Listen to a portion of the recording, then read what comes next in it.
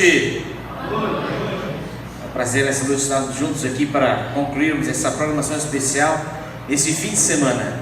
Nosso querido irmão Vandeci, que está realizando essa programação, começou na sexta-feira e ontem também, ele não pôde estar aqui hoje. Uma das pessoas que ele está dando estudo bíblico lá em Marataízes, uma irmã tomou a decisão do batismo.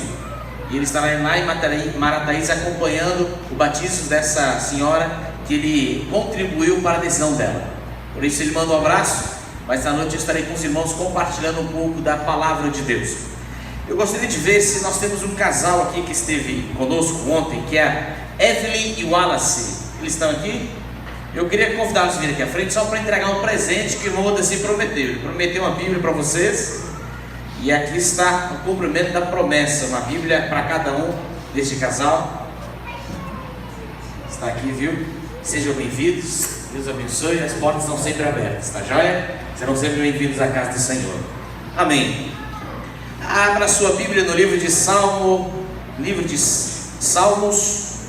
no Salmo de número 137.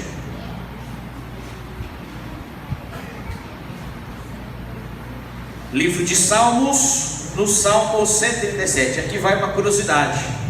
Quando você fala do livro, você fala no plural, salmos. Mas quando você fala de um capítulo, você fala do singular, salmo. Porque um livro é uma coleção de vários salmos. Cada salmo é como se fosse um cântico, um poema. Então quando você fala de um capítulo, você fala salmo, nesse caso 137.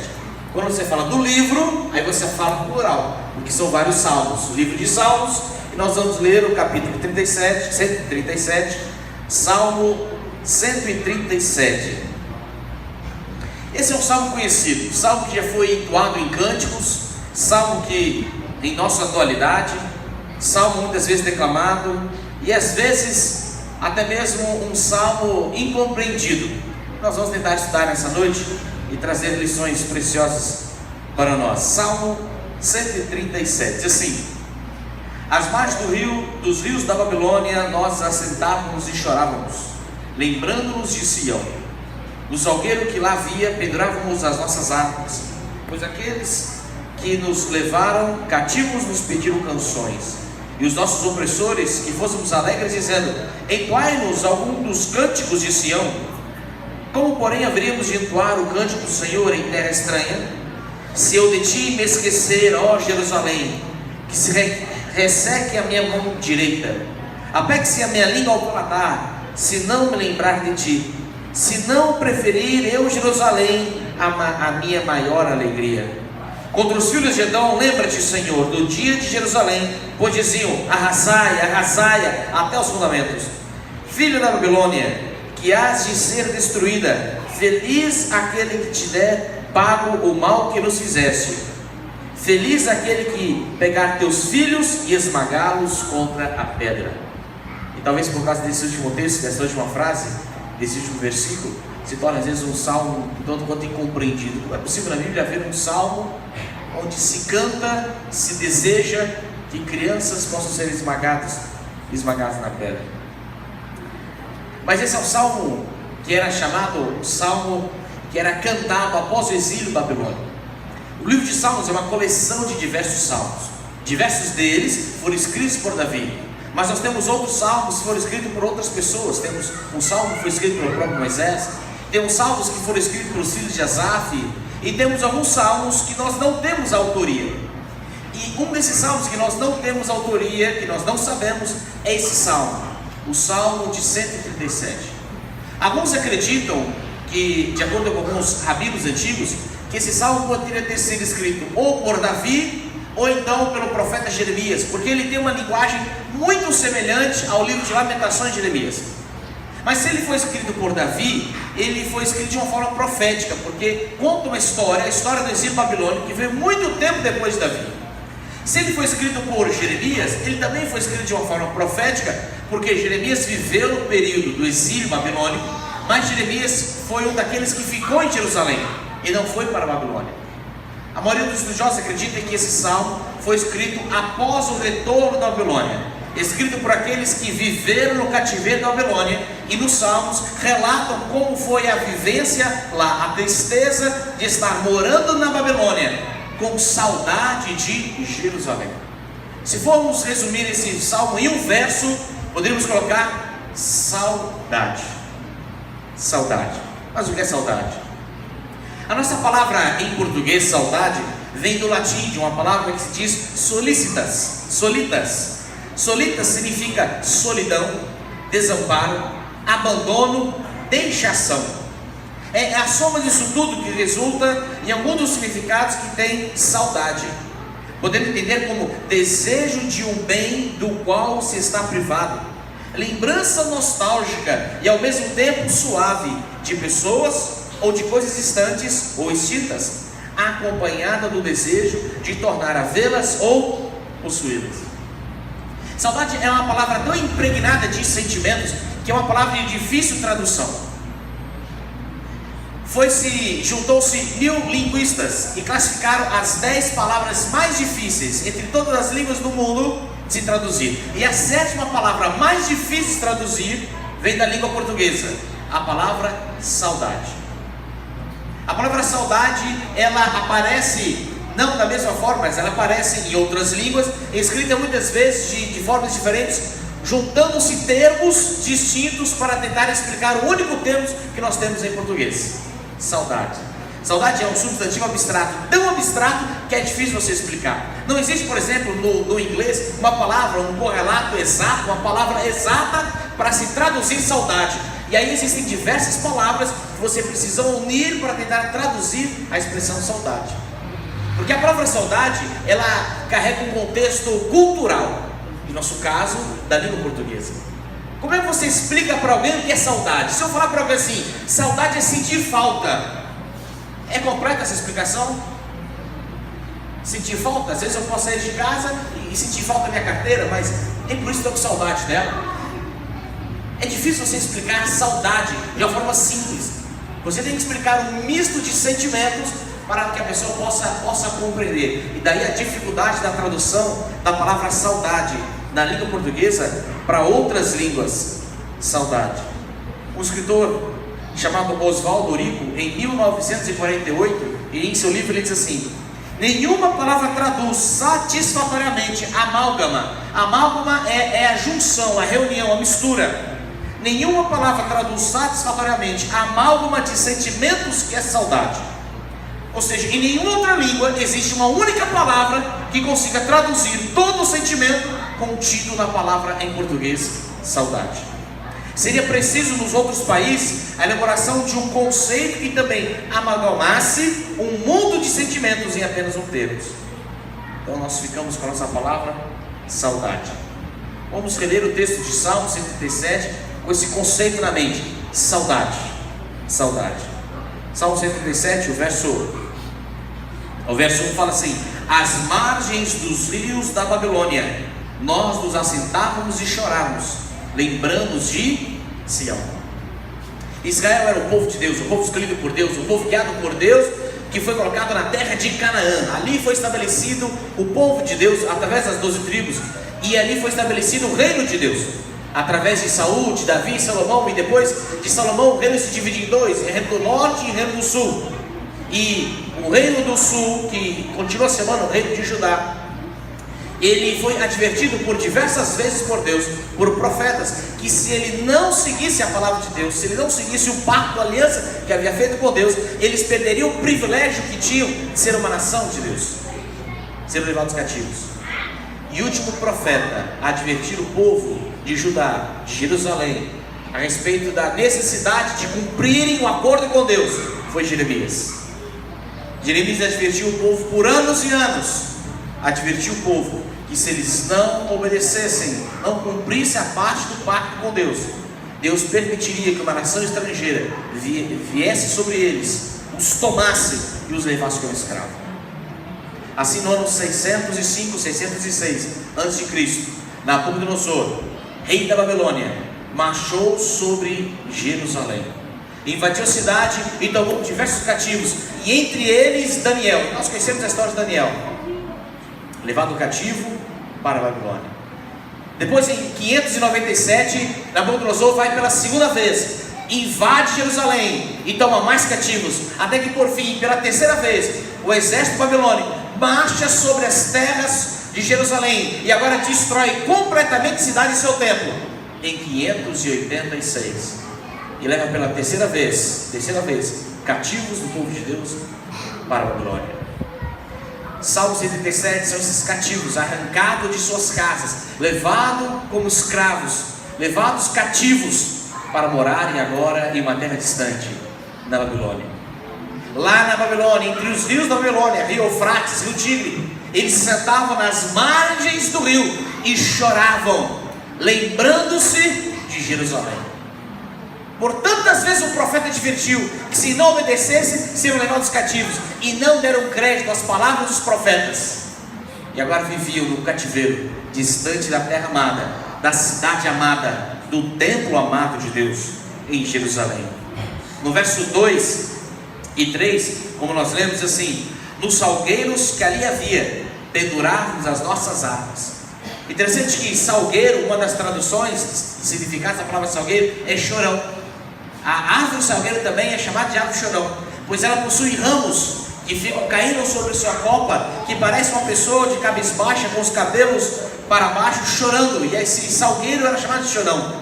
E os israelitas na Babilônia, tristes, com saudade de Jerusalém, eles pegavam as harpas, que eram seu instrumento de cânticos, instrumentos de louvar a Deus, instrumentos de trazer alegria, e eles penduravam essas harpas nos salgueiros. E diziam assim no verso 3: pois aqueles que nos levavam cativos nos pediam canções, e os nossos opressores que fôssemos alegres, dizendo: entoai-nos algum dos cânticos de Sião. Se havia algo pela qual Israel era conhecido, era por as suas músicas, suas belas músicas. Em Israel não havia o conceito de música secular, não havia esse conceito, música sacra e música secular, não havia essa ideia. Tudo em Israel era sagrado, tudo era sagrado, tudo era uma forma de adoração para Deus, em todos os aspectos da vida, inclusive na música. Toda música era um ato de louvar, toda música era um ato de adoração, e por isso ele era conhecido por suas músicas. E nós temos a coletânea do binário dos israelitas, que são os livros de Salmos. A sua melodia se perdeu com os séculos passaram, nós perdemos a forma de entoar esses hinos, não sabemos como se cantam, mas estão os poemas, as poesias, as letras em nossas Bíblias, e eram famosos esses hinos. E os babilônicos pediam aos israelitas: por que vocês não cantam aqueles belos hinos que vocês cantavam em suas terras? Vocês lá em Jerusalém eram um povo tão feliz, tão alegre, tão festivo, cheio de festas religiosas, cheio de hinos e cânticos. Por que vocês não cantam esses hinos? Agora você imagina o povo vivendo cativo na Babilônia, oprimido pelos babilônicos, sendo impedidos de voltarem para casa, e ainda os seus opressores pedem: cante-nos belos cânticos, cante para nós belos hinos. Era como se dissesse: olha, a situação de vocês é essa agora, a vida de vocês agora é aqui. Vocês ficam aí na beira do rio chorando, lembrando de Jerusalém, com saudade de Jerusalém, mas a vida de vocês é agora. Por que vocês não se adaptam à vida de agora? Por que vocês não aceitam a realidade de agora e cantam? Cantam, preenche a alma, se conformem com a situação de vocês e vivam do jeito que dá para viver. O mundo faz isso conosco. O mundo vira para os filhos de Deus e fala assim: olha, a situação que vocês vivem é essa, a realidade do mundo é esse. Por que você não se conforma e vive aqui do jeito que dá para viver? Por que você não se contenta com essa sua realidade que agora você tem? Canta, canta aí de Jerusalém, canta aí de Sião, canta aí do céu, mas você vai viver aqui nessa terra. Essa é a sua realidade. E o povo de Israel, quando ouvia aqueles pedidos, aquele pedido dos seus opressores, eles diziam assim, versículo 4: como porém haveríamos de entoar o canto do Senhor em terra estranha? Se eu de ti me esquecer, ó Jerusalém, que se resseque a minha mão direita, apegue-se a minha língua ao paladar, se não me lembrar de ti, se não preferir eu Jerusalém a minha maior alegria. Eles diziam: como é que nós vamos cantar hinos alegres, hinos felizes, hinos festivos, se a nossa realidade é de tristeza? Sabe, irmãos, a gente se acostuma tanto com esse mundo que a gente começa a achar que esse mundo não é tão mau assim. A gente se acostuma tanto com esse mundo que a gente começa a achar que até que não está tão ruim assim. Até que dá para suportar como estamos vivendo. A gente começa a se acostumar tanto com essa vida que a gente pensa no céu, que a gente pensa em Jerusalém, mas como algo bem distante de nós, como fosse assim um futuro incerto, como se fosse uma mera promessa, uma possibilidade. Mas essa é a nossa real existência, eu aqui, eu agora, neste mundo que estamos vivendo. E se a nossa real existência é aqui agora, o mundo que nós estamos vivendo, então nós temos que nos adaptar a essa realidade. Vamos vir à igreja, vamos cantar hinos a Deus, vamos louvar, vamos fazer o que tem que fazer, mas a gente vai se adaptar à nossa realidade. Vamos nos acostumar com esse mundo, vamos nos adaptar à nossa situação. Mas o povo de Israel tinha uma certeza é que ali não era o lugar deles, Babilônia não era o lugar deles. E eles diziam: como nós vamos cantar estando em terra estrangeira? Como eu posso sentir alegria sabendo que aqui não é o meu lar? Saudade era o que eles sentiam. Você já sentiu saudade de algo que você nunca viu? Você já sentiu saudade de um lugar onde você nunca esteve?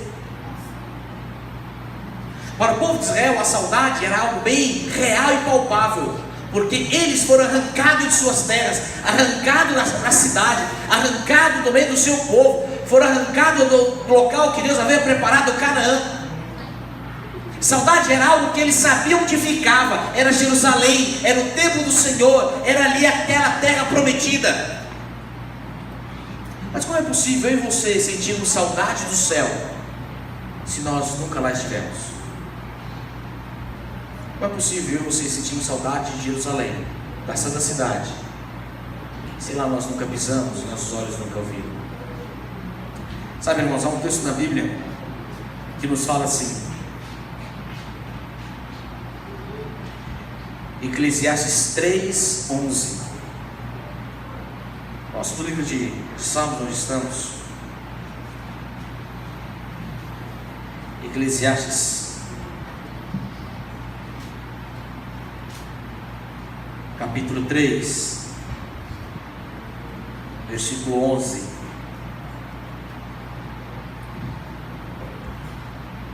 Diz assim, Eclesiastes capítulo 3, versículo 11. Diz assim: tudo fez Deus formoso no seu devido tempo. E a Bíblia nos diz: também pôs a eternidade no coração do homem. Nós sentimos saudade do céu, nós sentimos saudade da santa cidade, sem mesmo nós nunca um dia tenhamos colocado os pés nessa cidade ainda. Mas nós sentimos saudade do céu e da santa cidade, porque Deus colocou a eternidade em nossos corações. O verdadeiro cristão, ele anda nesse mundo, mas ele sabe que não é nesse mundo. O verdadeiro cristão caminha na poeira desse mundo, mas dentro dele bate uma saudade, um desejo de estar na santa cidade. O povo de Israel sentiu o desejo de voltar para uma terra que eles conheciam, para uma terra que eles haviam vivido e morado, para Jerusalém do seu templo. Mas nós sentimos saudade de um lugar que nós nunca pisamos, mas sentimos saudade dessa terra, porque Deus colocou a eternidade em nosso coração. O verdadeiro cristão não consegue se conformar com esse mundo. O verdadeiro cristão não consegue se adaptar à realidade dessa vida. Nós vivemos porque temos que viver, mas sabemos que aqui não é o nosso lugar. O nosso querido apóstolo Paulo diz em Romanos 2:12: e não vos conformeis com esse século, mas transformai-vos pela renovação da vossa mente. Nós não podemos nos conformar que a vida é isso que nós vemos, que a vida é simplesmente o que vivemos, que a vida é o que esse mundo nos apresenta e por fim. Nós, como cristãos, temos uma revelação maior. Sabemos que esse mundo é passageiro. Sabemos que aqui somos meros peregrinos. Sabemos que não somos moradores dessa terra, mas somos cidadãos do reino celestial. E por isso nós temos que ter saudade do céu, mesmo sem nunca ter pisado no céu. Temos que ter saudade do céu, mesmo nunca ainda tenhamos visto com nossos próprios olhos. Deus colocou dentro de nós essa saudade, essa eternidade, que precisa apertar nossos peitos, apertar nosso coração, de desejo de contemplar um dia a nova Jerusalém. Mas Simão vai dizer: pode cantar seus hinos. Simão vai dizer: vá para a igreja, cante o hino do inário, cante esse hino que diz além do rio, cante esses hinos do céu, mas se conforme. Pode cantar, mas se conforme que o seu lugar é aqui. É assim que o mundo, essa Babilônia, esse cativeiro tenta nos prender, fazendo com que nós venhamos a nos conformar e aceitar que este mundo é o nosso fim, que essa realidade, cativeiro do pecado, é a nossa única e real existência. Mas o povo de Israel não queria ceder. O povo de Israel não queria se esquecer da cidade, da Jerusalém, de Sião. E eles chegavam fazendo promessas: ai, se eu esquecer de ti, Sião, que minha língua se prenda à minha boca, que minha mão se resseque, se eu me esquecer de ti. Mas quão facilmente nós começamos a esquecer do céu. Quão facilmente o cristão, por vezes na vida, se esquece rapidamente do céu. A gente tem o primeiro amor, a gente tem a primeira paixão pela palavra de Deus, a gente se batiza, fica empolgado, fica animado, quer evangelizar, mas a gente começa a ter que se envolver com as coisas do mundo, no sentido do trabalho, das preocupações do dia a dia, e rapidamente a gente é envolvido nas coisas desse mundo, e a gente começa a perder a paixão, o desejo, o fogo, a vontade de ir para o céu, e a gente começa a se adaptar à realidade desse mundo. E começamos a aceitar que esse mundo talvez não seja tão mau assim. E talvez o cativeiro de Babilônia não seja tão ruim. Talvez essa seja a nossa única existência que nos resta. Irmãos, nós não podemos esquecer nunca de vista que o nosso lugar, para o qual fomos criados e chamados, não é este mundo. Não é essa a realidade. O povo de Deus, lá no cativeiro, se lembrava disso. E no verso 7, eles diziam assim, Salmo 137, 7 a 9: contra os filhos de Edom, lembra-te, Senhor, do dia de Jerusalém, pois diziam: arrasaia, arrasaia, até os fundamentos. Edom era um povo que eram descendentes de Esaú.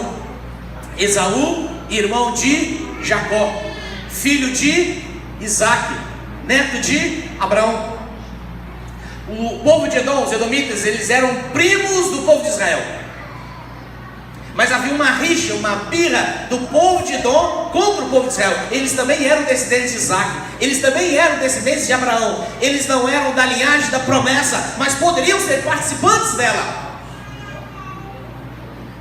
Mas talvez por ciúme, talvez por inveja, não sei, criaram uma rixa contra o povo de Israel e tentavam atrapalhar o povo de Israel. E quando a Babilônia cercou Jerusalém, invadiu Jerusalém, o povo de Edom comemorava. O povo de Edom gritava: isso mesmo, destrói, mata, acaba com eles. E aqui o povo de Israel, no cativeiro, profere uma palavra de sentença, de juízo contra o povo de Edom. E não só contra o povo de Edom, no verso 8 e 9 diz: filha da Babilônia, que has de ser destruída, feliz aquele que te der pago o mal que nos fizeste. Feliz aquele que pegar teus filhos e esmagá-los contra a pedra. O que eles cantavam não era nada diferente daquilo que eles haviam sofrido. Foi exatamente assim que sofreram na mão dos babilônios quando foram invadidos. Seus filhos também foram esmagados a pedra. Mas o contexto bíblico não é um contexto de vingança, no sentido deles praticar a vingança. Não num conceito, numa ideia de deles quererem tomar pela própria força o direito de vingança. Mas é um conceito de reivindicar em Deus a vingança, ou a justiça e o juízo. Agora, sabe o que era interessante? Jeremias havia dito: Se vocês não se converterem, se vocês não cumprirem o pacto com Deus, vocês vão ser levados para a Babilônia. E o povo não acreditou. E aconteceu exatamente como o profeta Jeremias havia dito. Eles foram levados, escravos, cativos para a Babilônia, e a cidade já foi arrasada. Mas Jeremias também havia feito outra profecia. No livro de Jeremias, capítulo 25, versículo 12. No livro de Jeremias, capítulo 25, versículo 12. Jeremias havia feito outra profecia.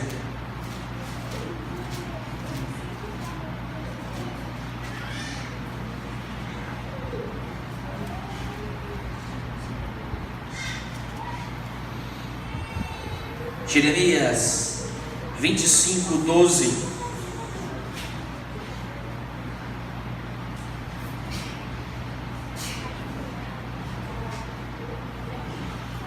Diz assim: acontecerá, porém, que quando se cumprirem os 70 anos, castigarei a iniquidade do rei da Babilônia e desta nação, diz o Senhor, como também a terra dos caldeus, farei deles ruínas perpétuas. O povo de Israel estava à margem dos rios da Babilônia, chorando com saudade de Jerusalém. O povo da Babilônia dizia: para que estão chorando? Por que estão tristes? Se conformem com a situação de vocês, se conformem com a realidade de vocês. Essa é a realidade de vocês. Agora vocês são cativos, vocês não vão mais ver Jerusalém. Aceitem e cantem a Deus do jeito que quiserem, mas aceitem, essa é a realidade de vocês. E o povo de Israel não queria aceitar aquela realidade, porque eles sabiam que eles não pertenciam àquele lugar. O lugar deles era Sião, era Jerusalém. Porque eles se lembravam que Jeremias, o mesmo profeta, que disse que eles seriam levados como escravos, como os cativos, também havia dito que em 70 anos o juízo de Deus iria cair sobre Babilônia.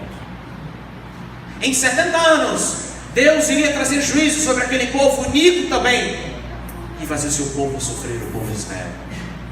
O povo cantava e chorava, mas sabia que ali era um período curto de tempo que haveriam de passar e retornariam para Jerusalém. Não é diferente hoje. Não vemos esse mundo longe de Canaã, vemos esse mundo longe de Israel, de Jerusalém, da Nova Jerusalém. Vivemos com saudade em nossos corações, mesmo não tendo conhecido a santa cidade. Vivemos com saudade porque Deus colocou em nós essa eternidade, esse desejo pelo céu.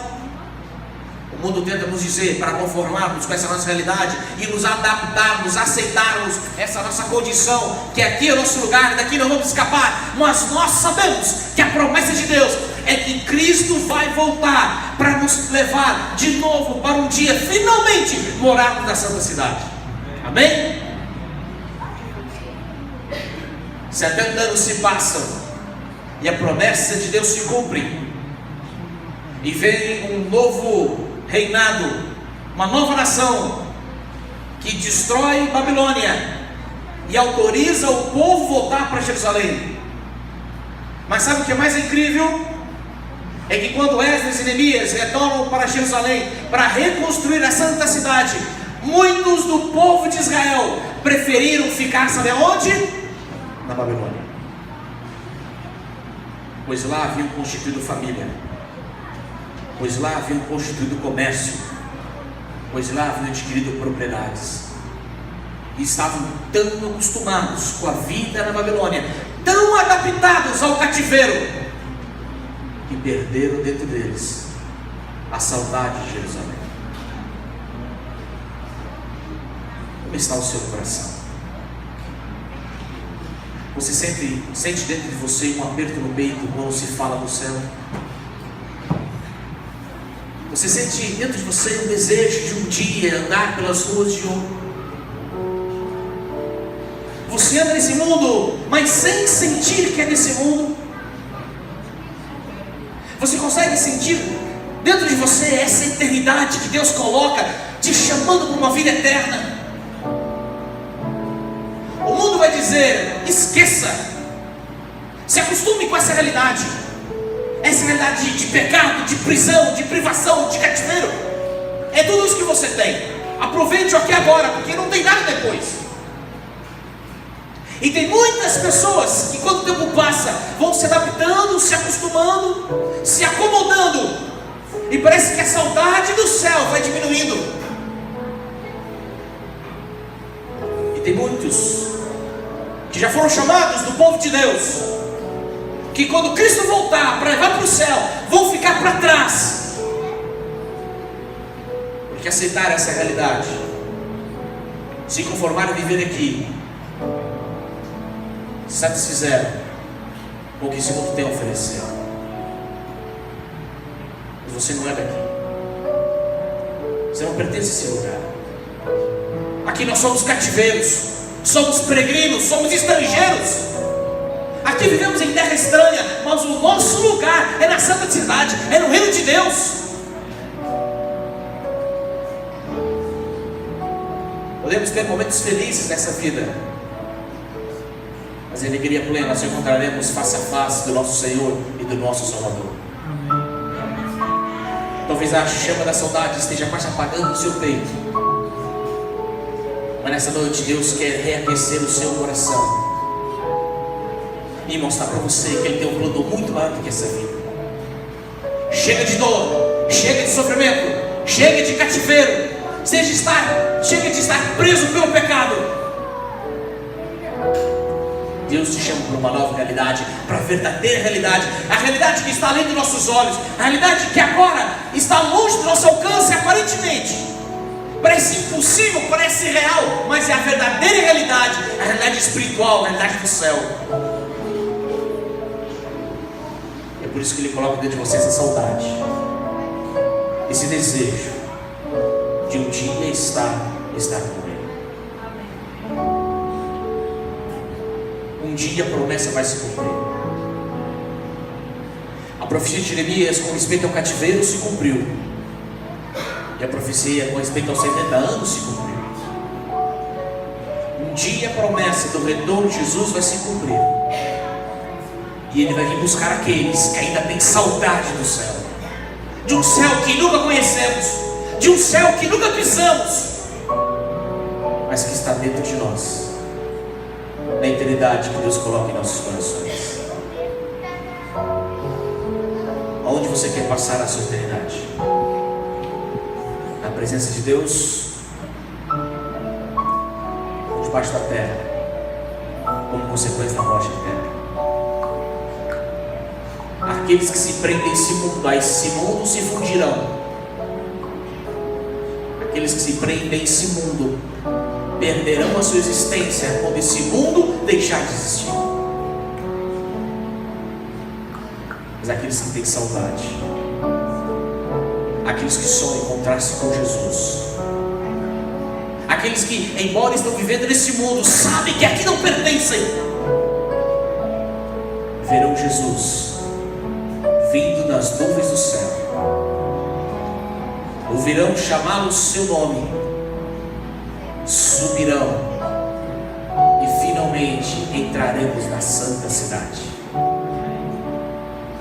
Cidade essa que Jesus Cristo está preparando para mim e para você. São João 16, 22, Jesus fala assim: assim acontece com vocês. Agora é hora de tristeza para vocês, mas eu os verei outra vez, e vocês se alegrarão, e ninguém tirará essa alegria de vocês. Amém? Como cativos do povo de Israel em Babilônia, que choravam sentados à margem do Eufrates, que penduravam suas harpas, pois não tinham mais desejo de cantar. Assim somos nós diante do pecado. Assim somos nós quando olhamos para dentro de nós e vemos quão mal nós somos, quão manchados e corruptos nos tornamos, quão indignos nós somos para estarmos nas mansões celestiais. O pecado nos traz tristeza, o pecado nos traz dor, o pecado nos traz sentimento de culpa. Mas Cristo diz: eu vou voltar. Eu vou voltar para enxugar de vocês a última lágrima, para que vocês tenham alegria eterna. Jó, um dos grandes homens da Bíblia, os homens que tudo teve e que tudo perdeu, o homem que foi provado, tentado pelo diabo, que tudo fez para que ele blasfemasse, para que ele xingasse, para que ele se voltasse contra o seu Deus. No seu momento de maior agonia, no seu momento de maior dor, perdido os filhos, perdido a esposa, perdido todos os bens, perdido os amigos, Jó diz assim, no livro de Jó, capítulo 19, versículo 25 a 27: porque eu sei que o meu Redentor vive, e por fim se levantará sobre a terra. Depois, revestido este meu corpo da minha pele, em minha carne verei a Deus. Vê-lo-ei por mim mesmo, os meus olhos o verão e não outros. E ele diz: de saudade me desfalece o meu coração dentro de mim. Você é capaz de dizer como Jó? Senhor, não importa o que acontecer, não importa as lutas dessa vida, não importa a dor que o inimigo me causar, eu posso estar preso, eu posso ser cativo, eu posso ser escravo na Babilônia, eu posso estar longe de tudo que eu tanto amo, mas eu sei de uma coisa: mesmo que minha pele seja arrancada, meus olhos sejam tirados de mim e eu venha morrer, eu sei que um dia eu verei o meu Salvador com os meus próprios olhos. E dentro de mim bate uma saudade pelo meu Senhor. Dentro de mim bate uma saudade por uma terra onde eu nunca pisei. Dentro de mim bate uma saudade por um céu onde eu ainda não morei. Dentro de mim bate uma saudade por cânticos de anjos que nunca ouvi. Dentro de mim bate uma saudade de ver o rosto de Deus que eu nunca ouvi face a face. Mas a eternidade está dentro de mim. O desejo pelas coisas celestiais e espirituais estão dentro de mim. E é essa saudade que me move, que me motiva a continuar sonhando com a nova Jerusalém. Pois aqui não é o meu lugar. Não pertence a esse mundo, não pertence a esse reino, mas sou um cidadão do reino celestial. Amém? Amém. Alguém nessa noite gostaria de dizer isso para Cristo Jesus? Senhor, não permita que se apague dentro de mim essa saudade que eu tenho do céu. Senhor, não permita que as coisas desse mundo, que a preocupação, os prazeres, que as coisas da vida me envolvam de tal forma que eu me acostume, que eu me acomode e que eu me satisfaça simplesmente viver essa vida fraca e parca que o mundo tem me oferecer. Será que existe alguém nessa noite que gostaria de dizer: ó Senhor, eu sinto saudade de um lugar onde eu nunca fui, sinto saudade de uma cidade onde eu nunca morei, eu sinto saudade de um Salvador que eu nunca vi face a face. Mas em mim, dentro de mim, bate essa saudade e o desejo de encontrar-me com Cristo Jesus. Nós temos duas pessoas que essa noite irão passar pelas águas, porque elas têm saudade dentro delas. Quero convidar aqui a nossa irmã Sônia Maria. Vem aqui, irmã Sônia. A irmã Sônia é uma dessas pessoas que estava em Jerusalém, que ouviu as advertências dos profetas bíblicos de Deus, dizendo para permanecer fiel à sua palavra. Mas por um tempo da sua vida ela não ouviu essas palavras, ou não deu ouvido a essas palavras. A Sônia permitiu-se ser levada cativa à Babilônia. A Sônia permitiu as práticas do mundo. Mas a saudade dentro dela nunca se apagou. E hoje ela está aqui porque ela está dizendo para a igreja e para o céu que ela tem saudade da nova Jerusalém. Ela reconhece o que ela sofreu devido às consequências que ela sofreu devido às escolhas erradas que tomou, mas que ela sempre soube e sabe que não há caminho melhor e lugar melhor do que estar aos pés de Cristo Jesus. E ela está aqui ainda cativos nesse mundo como somos cativos, mas dizendo: este não é o meu lugar.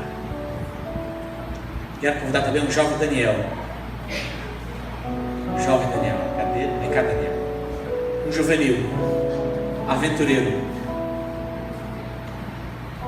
ainda novo, mas já sabe em sua idade.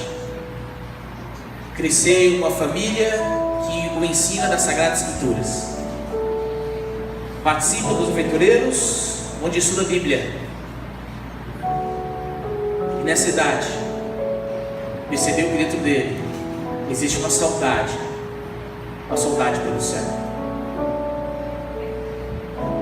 Veja a diferença da história de Daniel e da história da nossa irmã Sônia. Como é a sua história? Quem sabe você é alguém ainda novo, que nunca passou pelas águas, mas que foi criado num ambiente cristão. Ou quem sabe você é alguém que já passou pelas águas, mas como nossa irmã Sônia, infelizmente, por um tempo se afastou. Qual é a sua história? Talvez você, quando era pequeno, nunca foi apresentado à Sagrada Escritura e só veio descobrir da Bíblia quando já era mais velho. E o tempo passou, e você nunca sentiu aquele momento de passar pelas águas. E hoje você já é um adulto, é uma pessoa formada, é uma pessoa crescida, constituiu família, mas nunca passou pelas águas. Mas lá dentro de você, você sabe qual é o caminho, você sabe qual é o seu lugar. Lá dentro de você também sente saudades. Qual é a sua história? Eu sei que todos nós nascemos com a saudade dentro de nós. O mundo tenta afogar, o mundo tenta apagar, o mundo tenta fazer com que essa chama venha se desfazer. Mas o Espírito Santo hoje te convida a reacender a saudade pelo céu, o desejo de estar nas mansões celestiais. Eu vou fazer a profissão de fé com os dois aqui à frente. Depois nós iremos nos preparar para o santo batismo. E no final do batismo eu quero fazer um apelo a você. A você que nessa noite sentiu reacender dentro de si essa eternidade, essa saudade pelo céu. Querida irmã Sônia, querido Daniel, vocês acreditam na Trindade, no Pai, no Filho e no Espírito Santo? Acreditam na vida de Jesus, que nasceu como ser humano e viveu sem pecado e morreu inocente? Amém. Vocês aceitam a morte de Cristo na cruz do Calvário como remissão dos seus pecados e a desejo de vocês terem uma nova vida com Cristo Jesus, andando em sua palavra, guardando os seus mandamentos, não guardando para ser salvo, mas guardando porque tem a certeza da salvação em Cristo Jesus? Amém. É desejo de vocês essa noite que através do batismo façam um compromisso com Cristo Jesus, um compromisso eterno, se tornem membros da igreja, do povo remanescente. E é desejo de vocês que possam ser usados nas mãos de Deus como instrumentos na pregação do Evangelho, para que outras pessoas possam um dia tomar a mesma decisão. Sim? Amém. Nós vamos ajoelhar e nós vamos orar. E em seguida nós vamos nos preparar. Enquanto nós nos preparamos, nos vestimos, uma música será entoada pelo grupo de louvor. E depois nós daremos prosseguimento para a cerimônia do batismo. Você pode ficar sentado, mas eu convido você a fechar os seus olhos.